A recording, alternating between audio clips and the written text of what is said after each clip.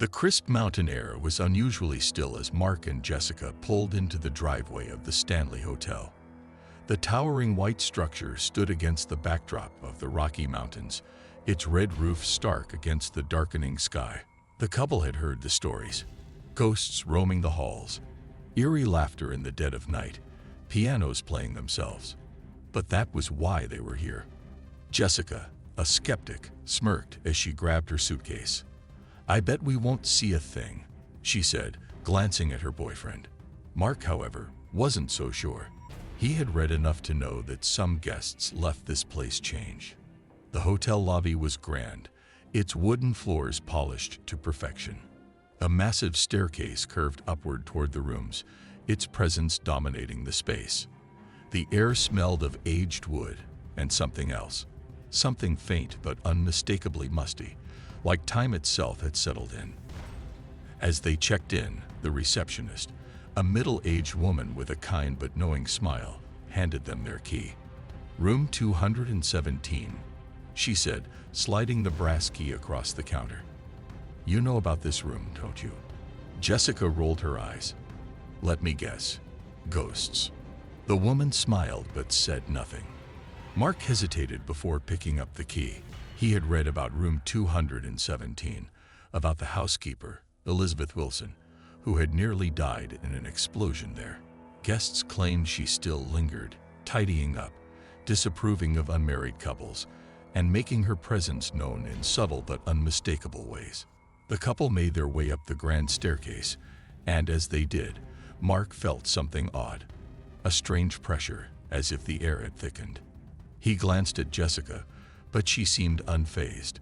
Maybe it was just his nerves. Their room was beautiful, with antique furniture and a massive four-poster bed. Jessica flopped onto the mattress with a laugh. "Well, if this place is haunted, the ghosts have excellent taste." That night, Mark awoke suddenly. The room was silent, but something felt off. He sat up, listening. The floorboards creaked, not from his movements, but from the hallway. Footsteps. He glanced at Jessica, who was fast asleep. Slowly, he got out of bed and moved toward the door. The footsteps continued, slow and deliberate, just beyond the wood. He held his breath, waiting for them to pass. But they didn't. Instead, they stopped right outside their door. Mark's hand hovered over the doorknob. He didn't want to open it. He couldn't explain why, but some deep instinct told him that whatever was on the other side was waiting for him to do just that. Then the doorknob rattled. A sharp, jerking motion, as if someone, or something, was trying to get in. Mark stumbled back, his heart hammering. The rattling stopped as suddenly as it had started. The silence that followed was somehow worse. Jessica stirred. "What are you doing?" she mumbled sleepily. Mark hesitated, then exhaled, shaking his head. "Nothing. Go back to sleep." The next morning, Jessica groaned as she stretched. "I swear, I had the weirdest dreams last night," she said, rubbing her eyes. "I dreamed someone was standing over me, just watching. It felt so real." Mark's stomach twisted. He didn't tell her about the footsteps or the door handle. They spent the day exploring the hotel, wandering through the long corridors and elegant sitting rooms. In the grand ballroom, a polished piano stood alone in the corner. A velvet rope blocked off the area, and a small sign read, "Do not use."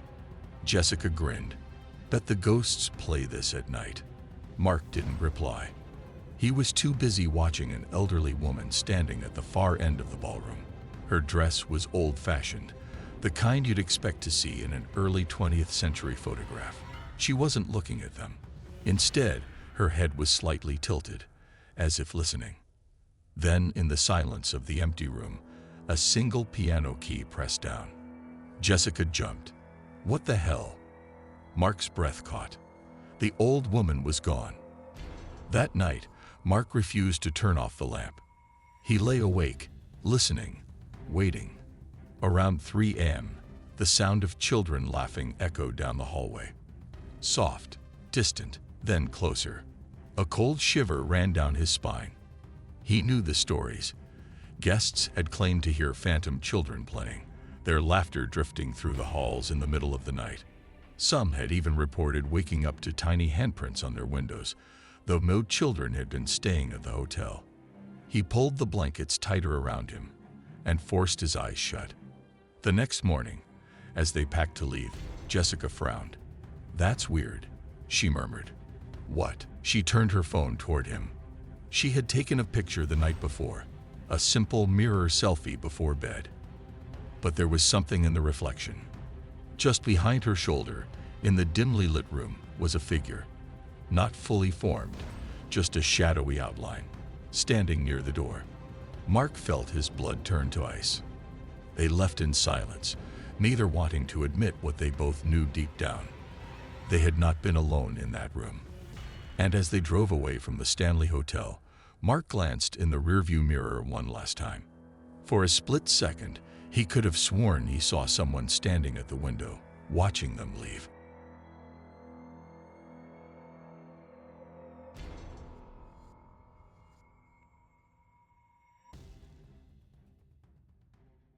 Elisa Lam was just 21 years old when she set off on what was supposed to be an exciting solo trip. A college student from Vancouver, Canada, she wanted to see the world, experience new places, and document her journey online. She had already visited San Diego and San Francisco before making her way to Los Angeles, where she checked into the Cecil Hotel on January 26, 2013. The Cecil wasn't exactly the safest place to stay.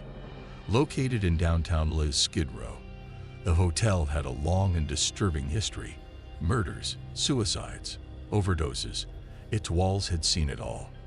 It had been home to serial killers like Richard Ramirez, also known as the Night Stalker, and Jack Unterweger. But Elisa probably didn't know any of that. To her, it was just a budget-friendly place to crash before continuing her trip. What she didn't realize was that this hotel would be the last place she was ever seen alive. At first, everything seemed normal. Elisa explored the city, visited bookstores, took pictures, and shared updates with her friends and followers on Tumblr. She was an avid blogger, often using her platform to write about her thoughts, struggles with mental health, and experiences as a young traveler. But then, things started getting strange. Guests and staff at the Cecil noticed Elisa behaving oddly.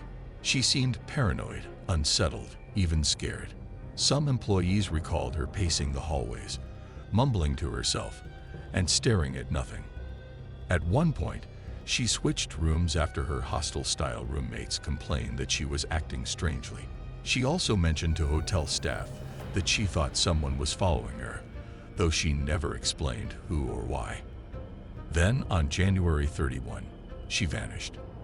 That evening, security cameras inside the Cecil captured the last known footage of Elisa Lam. The now infamous video shows her stepping into the elevator and pressing multiple buttons, as if unsure where to go. The doors don't close. She peeks outside hesitantly, looking left and right, like she's checking if someone is there. Then, she quickly ducks back inside, pressing herself against the wall as if trying to hide. But the elevator still doesn't move. Elisa steps out again, moving her hands in strange, unnatural gestures, almost like she's talking to someone, or something, that isn't there. She waves her arms in odd patterns, backs into the elevator, then steps out again. The entire time, the elevator doors remain open, frozen in place, and then, suddenly, she walks away. The elevator doors close, as if whatever force had been holding them open finally let go. That was the last time anyone saw Elisa Lam alive. When she failed to check out of the hotel the next morning, the staff took notice. Elisa's family, who she had been in constant contact with, became worried when she stopped responding to their calls and messages. By February 1, she was officially reported missing. The police were called in, and the search began. They combed through the Cecil, knocking on doors, checking security footage, and questioning staff and guests. But there were no signs of Elisa. No one had seen her leave the building, and there was no evidence of foul play. The only thing they had was that eerie elevator video, which the LAPD later released to the public in hopes of getting leads. That's when the theories started. The internet exploded with speculation. Some believed Elisa was running from someone, a stalker, an attacker, maybe even a hotel employee. Others thought she was suffering from a mental breakdown, possibly due to bipolar disorder, which she had previously spoken about on her blog. But then there were the darker theories, the supernatural ones. People pointed out the way the elevator doors refused to close until after she left, as if something invisible was keeping them open. Some claimed she was playing the elevator game, an urban legend from Korea that supposedly allows a person to enter another dimension. Others believed the Cecil's violent past had something to do with her disappearance, that maybe she had been possessed by the spirits of the hotel's tragic past. For days, the search continued, but there were no answers. The police even brought in search dogs, who tracked Elisa's scent to a window leading to the roof, but not beyond that. The rooftop was locked and alarmed, making it nearly impossible for her to access without setting off a security alert. Then, on February 19, guests at the Cecil began complaining about the water. It was coming out discolored, black, and had a foul taste. Some even reported weak water pressure. A maintenance worker was sent to check the rooftop water tanks, and that's when he found her. Floating inside one of the massive water tanks was Elisa Lam's decomposing body. She had been in there for over 2 weeks. The discovery shocked everyone. How had she gotten in there? The tanks were difficult to access. They were locked, required a ladder to climb, and had heavy metal lids. It didn't make sense. Her autopsy report only made things more confusing. There were no signs of physical trauma, no drugs or alcohol in her system, just traces of her prescribed bipolar medication. The cause of death was ruled an accidental drowning, with authorities suggesting she may have suffered a manic episode, climbed into the tank herself, and been unable to get out. But this explanation didn't sit right with many. The lid to the tank was found closed. How could she have shut it from the inside? Why had no one heard or seen anything? And why was her behavior so bizarre in the elevator footage? Despite the official ruling, the case remained surrounded by mystery. Internet sleuths continued to pick apart every detail, analyzing the elevator video frame by frame, searching for clues that might explain her final moments. Some believed she had been murdered, possibly by someone working at the hotel. Others maintained that the Cecil Hotel itself was cursed, that Elisa had fallen victim to the same dark forces that had claimed so many before her. Even years later, the questions remain. How did Elisa end up in that water tank? Was it truly an accident, or was something more sinister at play? Was she suffering from a psychotic break, or did she see something in that hallway? Something the rest of us couldn't. The Cecil Hotel, now rebranded as Stay on Main, tries to distance itself from its dark past. But no amount of rebranding can erase the legacy of death, mystery, and horror that lingers within its walls. And Elisa Lam's story, it remains one of the most chilling modern mysteries, a case that, no matter how many theories emerge, refuses to give up its secrets.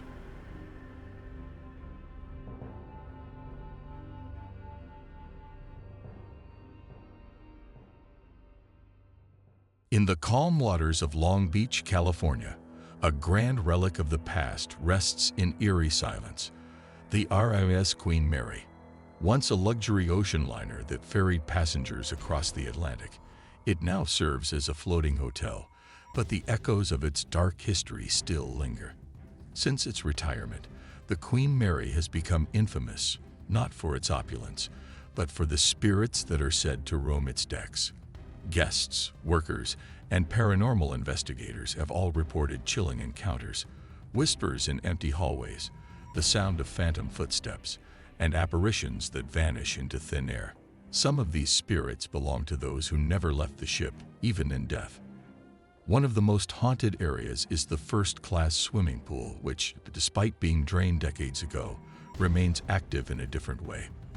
Visitors report seeing wet footprints appear out of nowhere, and the ghost of a young girl, dressed in a period-appropriate swimsuit, is often seen near the edge of the empty pool. Some say she drowned there long ago, her spirit forever tied to the ship. Others claim to hear the distant echo of laughter, children playing in a pool that no longer holds water. But among all the haunted spots on the Queen Mary, one room stands above the rest: Stateroom B340. So many terrifying events have been reported here that for decades it was sealed off from guests. Those who dared to stay in the room before it was closed spoke of violent knocks at their door in the middle of the night, only to find no one there. Blankets were pulled from their beds while they slept, whispers filled the air, and some guests even saw shadowy figures looming in the darkness. The Queen Mary's history is not without tragedy. During World War I, it was repurposed as a troop ship, transporting thousands of soldiers. It became known as the Grey Ghost, its once elegant halls stripped down for war. In 1942, a tragic accident cemented its haunted reputation.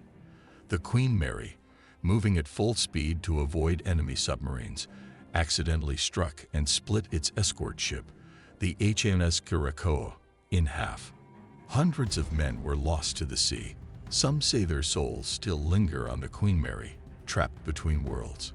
Guests have reported hearing disembodied voices calling out for help near the bow of the ship, where the collision occurred.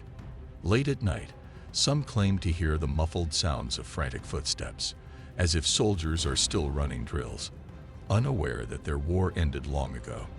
Despite its reputation, the Queen Mary remains a functioning hotel, welcoming those brave enough to spend the night.